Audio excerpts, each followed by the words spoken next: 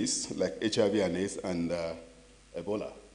We all knew what we faced between 2014 and 2016 with respect to what happened in Guinea, Liberia, and Sierra Leone. So this is one of the things that do not know border when it happens. And we need to really look at it from the point of view of regional and continental public goods. The same thing with climate change. We need to really make sure we address it more collectively rather than using our individual country action to address them. Distinguished ladies and gentlemen, excellencies, and I want to say in conclusion that regional integration is a game changer for Africa to overcome brutalism in globalization, and for it to really maximize the economies of scale of production and markets. There is no magic bullet to its implementation, and in its own, it has its own risk, which must be effectively managed to optimize associated opportunities.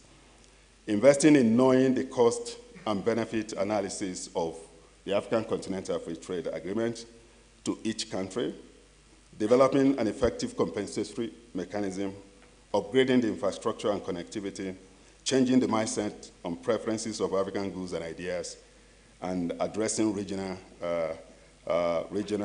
public goods, along with all other suggestions provided during the conference, will help us to really minimize the risk of regional integration and maximize the benefits of regional integration. Thank you.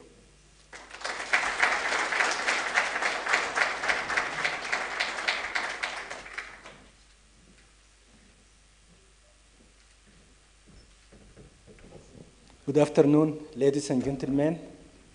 It is time to close, and the meeting, this is the closing session, and Ayo has already presented the key takeaways from this meeting. Regional integration is an essential part of the Africa that Africans want, according to Agenda 2063. We all, those of us who came from African countries in particular, were very happy that they did not have to worry about visa coming to Rwanda. And I think it is something remarkable.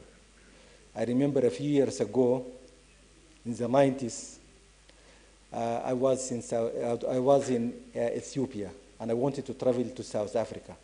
I had to go to the Embassy of South Africa for visa, and then the Embassy of South Africa asked me to bring a letter from the Embassy of Sudan saying that Sudan has no objection for me to travel to South Africa. I had to wait almost a week to get a visa. I also remember people crossing the border from Sudan to Chad, and they were stopped and asked for visa, and they said, "What visa? We are going for a wedding. This man is going to get married to his cousin from the other village. You cannot stop those people from coming together." So the meeting, this conference was a great opportunity for us to discuss not just the benefits of regional integration to Africa. We all know that, and we have fancy models that tell us if we facilitate trade, movement of people, goods, and services across Africa, then Africa's GDP can increase by as high as 6% per year. 6% increase in Africa's GDP if we facilitate movements of people, goods, and services. This is great. But the question for us now is, what does it take for us to integrate, to do that facilitation? And we all agree here, and this meeting was a great opportunity for us really to deliberate on this question. And we have the recommendations from the meeting and the takeaway from the meeting. We have to work hard to make sure that we have collective will to implement African Continental Free Trade Area. And This collective will means that we have to have an agenda based on sequenced regionalism, not open regionalism. Let us build our house here before we open our borders to the rest of the world. Because if we do not do so, and I see a lot of risk coming to us from different directions, calling us to open our borders, but we have to insist on Africa first. And we said this long time ago, before they said America first in America. And we have to insist it, because we need to build competitiveness in order to compete globally. And we have a lot of opportunities. Our research for so many years in the United Nations Economic Commission for Africa showed that trade within Africa provides more opportunities for us to industrialize, to promote value chains, and so on, value addition, and so on, and create jobs for Africans. And we have to insist on this, and our partners have to understand this. Africa needs to integrate within itself first. I would like to really thank my colleagues from the three institutions, ECA, ADP, and UNDP, for working as one team to continue to organize this meeting for the 13th year. And the meeting has been a success, bringing together young researchers, experienced researchers, policymakers from Africa and from outside of Africa to deliberate on issues of importance to Africa's development. This has been a great success, and I would like to just emphasize to ourselves the need to have more policymakers. I am satisfied with the participation of experts, researchers, and so on. Yes, we need to have more, budget allows, but we need to work harder to bring more policymakers to the discussion as panelists. Those are the people who understand the issues on the ground and the realities on the ground. So the three institutions should work harder to make sure that we have more participation of policymakers. So I really look forward to seeing all of you in future meetings. And at this opportunity, I would like to thank the colleagues who worked from the three institutions, who worked very hard on preparations for this meeting, from the stage of concept note and announcements, call for papers, selection of papers, and organization of these meetings. I would like also to thank the government and people of Rwanda for facilitating this meeting and making our travel to Rwanda such a pleasant event. And I would like to thank also the staff who work on interpretations and on logistics, the hotel here, the drivers. So many thanks to all of you, and I would like to wish you all a safe trip back home. Thank you.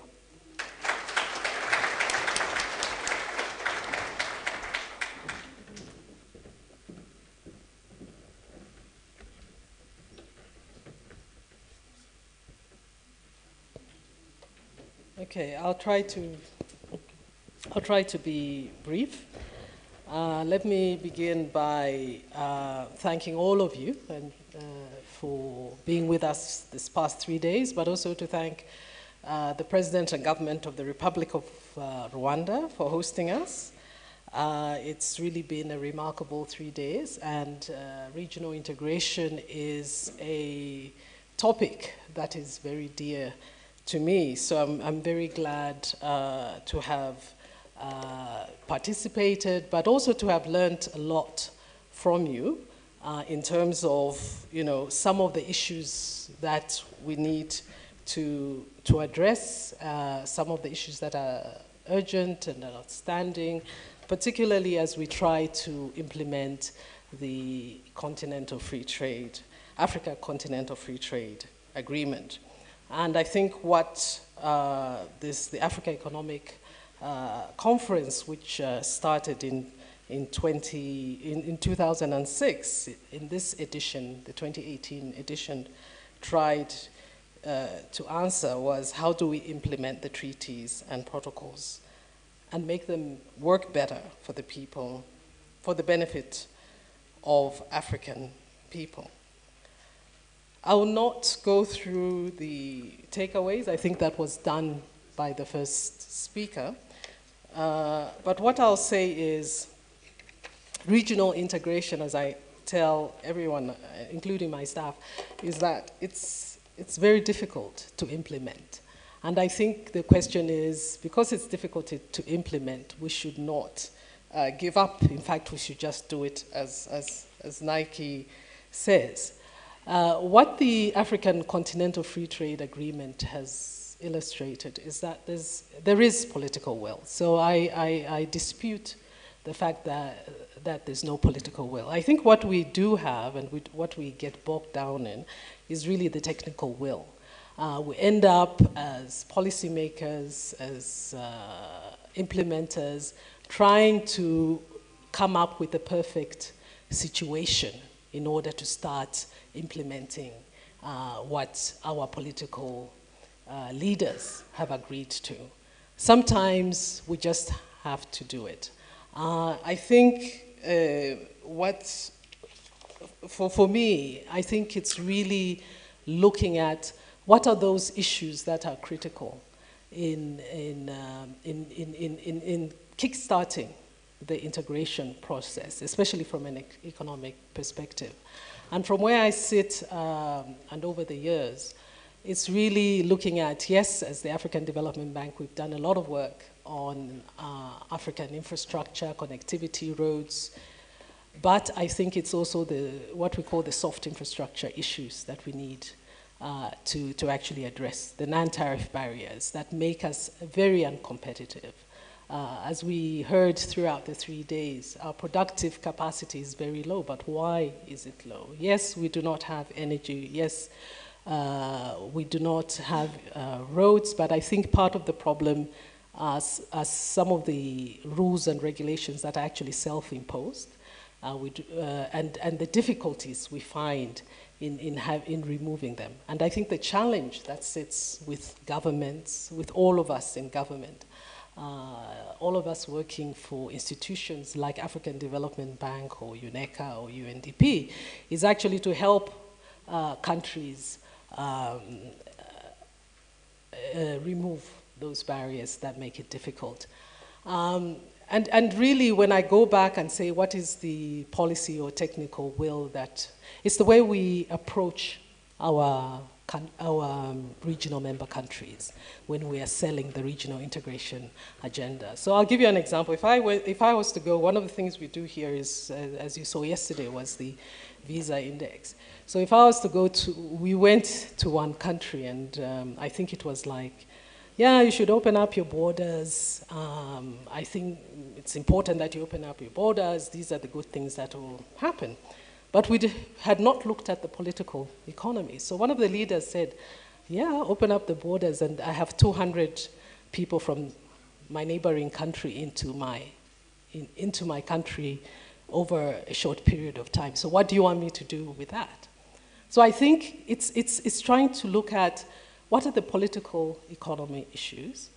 How do we create a stake for countries to be able to integrate? And that is difficult. And that means, working with both countries, and this is one thing we found, that once you start coordinating as a technocrat, working with both countries, it is very, very easy to find solutions to build, to actually addressing some of these integration issues. I'll give you a good example where the African Development Bank, for many years, we have a bridge in Southern Africa called Kazungula Bridge, which last week we went to look at.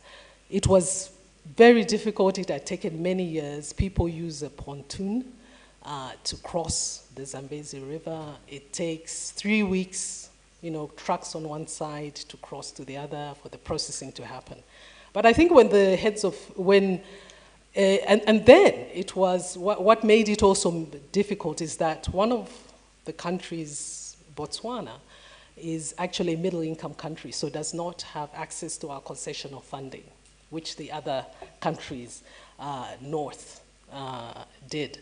But after our intervention, discussions, and so on, I must say, to talk about countries doing a good job of helping neighbors, Botswana took a loan that helped build the bridge on commercial basis to help its northern neighbors. Because at the end of the day, Botswana could have said, I don't need the bridge, But it took out a loan, and right now, this is one of the high-profile infrastructure facilities in Southern Africa where both presidents are actually working together. And then when it comes to the soft issues, there's also been a lot of support from both governments. So for me, I always believe that it is possible. It is how we address this, and sometimes as technocrats, we get bogged down in detail, waiting for the perfect moment.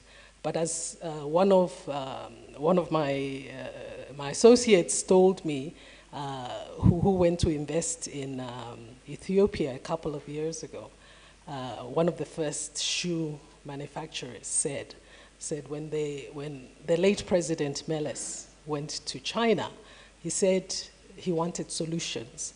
And they said that if they had followed the doing business rankings, they would not have invested in Ethiopia.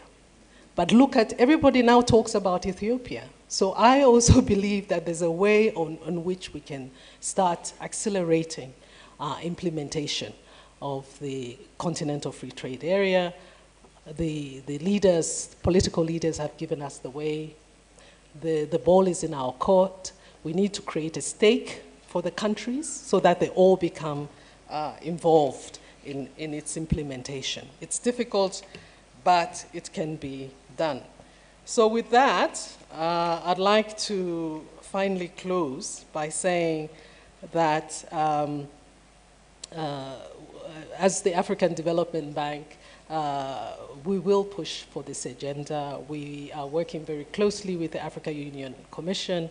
I would also like to thank, to have worked on this particular edition, to have worked closely with UNECA and UNDP, and for this wonderful collaboration that has been going on for the past 13 years. I would also like to thank my colleagues from the bank who worked tirelessly to make sure that this conference took off.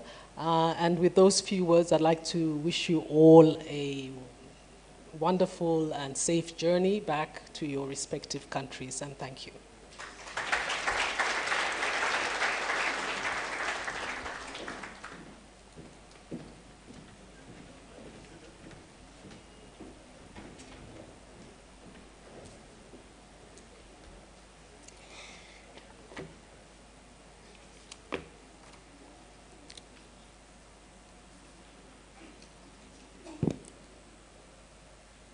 Thank you, Adam and Muna, and colleagues. We have actually come to the end of the entire program.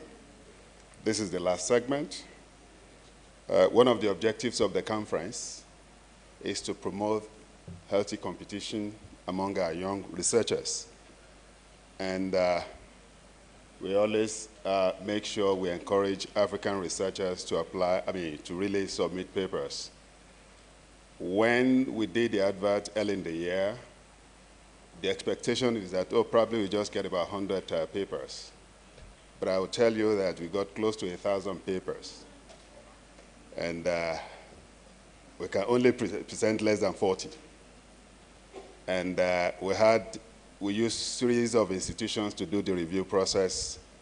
And after that, a committee from UNDP, the committee from ECA, the committee from ADB came together too and did the second level of screening before we arrived at 32 solid papers for this conference. And among the 32 papers that were selected for this conference, we had series of review processes too, not only from the point of presentation, the issues addressed, the relevance of the topic, the method and approach adopted in the paper, and the utility of the paper. Distinguished ladies and gentlemen, at the end, our committee that reviewed all the papers identified 2 papers as the best of all the papers. Well, we have criteria. The criteria is that the paper must be written by young researchers. It's possible so the older ones have some other ones, but once you hit the age barrier, you just say sorry. Go and rest for some time. The youths are the one driving the process now. Distinguished ladies and gentlemen, it is a pleasure and honor on behalf of the 3 partnering institutions, African Development Bank, the Economic Commission for Africa, and United Nations Development Program, to announce these 2 best papers and the authors. First, I want to really announce the author of the paper on regional integration: Do intra-African trade and migration improve income in Africa? Blaise Jimmy Masson from Université de Lorraine. Are you here?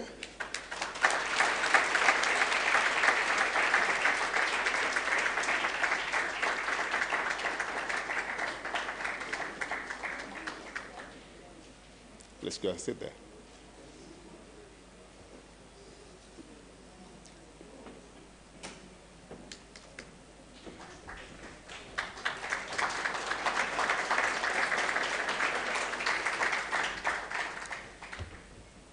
Distinguished ladies and gentlemen,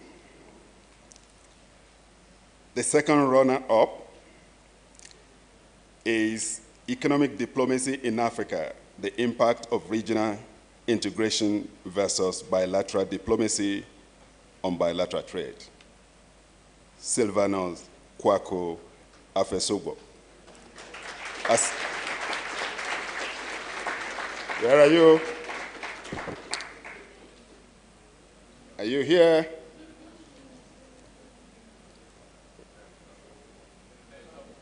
Okay, I guess he stepped out.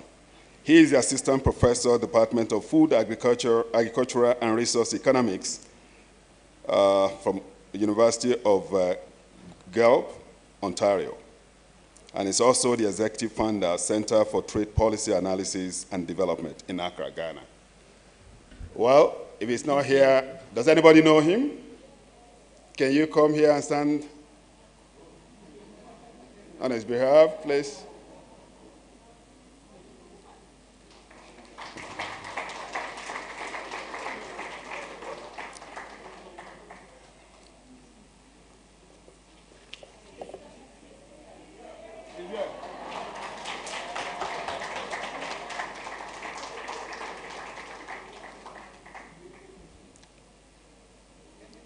You see, he was trying to run away from the conference, but he didn't know something like this would come.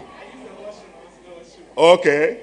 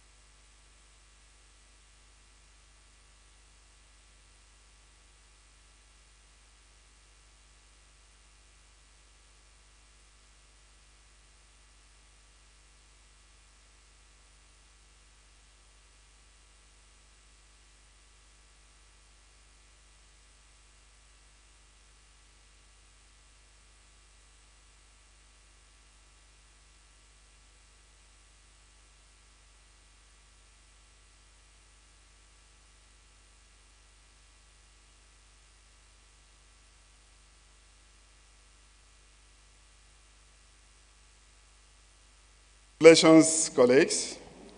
And this comes to the end of this conference, the first end. There will still be one side event after lunch. Please attend the two side events. It will come immediately after lunch, and I'm sure there are a number of incentives for you to attend. I'm advising and I'm pleading that please attend. But before we close, I know my colleagues have done this, and I know my colleagues have done this.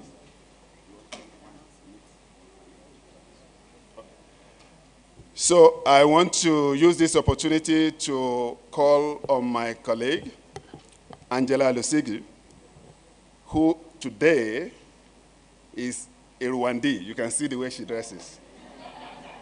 So you see, we have started the integration. Now to give the final vote of thanks.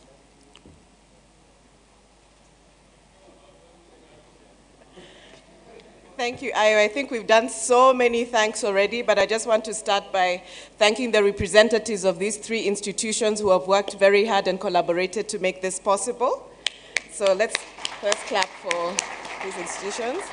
But I also want to thank each and every one of you who is in this room, because time is a precious asset. Yet you have given us your time over these last 3 days, where we've had really significant discussions, right from the panelists to every single person who participated, the researchers and so forth. We are thankful. This conference would not have happened without you. I also want to thank everybody who worked behind the scenes. There is a lot of work that goes to make this conference happen, right from the people working in the country team here in Rwanda, all our service provider, Rwanda events, the drivers, everybody who met you at the airport at all hours, and the hotel, who have really hosted us very well. I really want to just give a round of applause to everybody who works but is not seen. Thank you very much. And we still have one exciting event. Our lunch is available right outside the door, so we will take our lunch and then come back in, because we still have a very interesting discussion on capital flight. I'm sure many of you want to hear what we have to say about capital flight. So I'll invite all of us to step out and have collect your lunch and then come back in. But also, one of our colleagues has misplaced a laptop. And I would just want you to take a minute to look around and see if you can find a Lenovo ThinkPad. It has some identifying stickers on it. It belongs to Fitsum Abraha.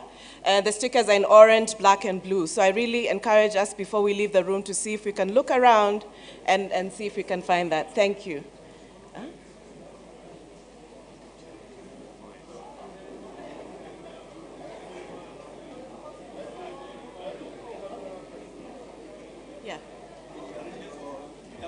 Yeah, airport transfers. I've just been informed that there are arrangements to have participants transported to the airport 3 hours before your flight.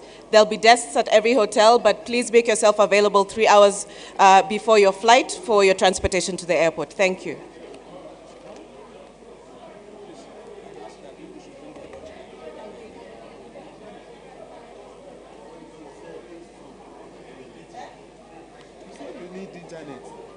Yeah, you don't have internet? What do you need internet? There is Wi-Fi. I just need to log on to the Wi-Fi, that's all. Just to log on to the Wi-Fi, that's all. That's what I mean. Look, for this presentation, so log on to the Wi-Fi for this presentation. This is fine. This will do. No problem. Yeah, we got it. Yeah. Okay. We'll give it to you. One of the discussions, yes.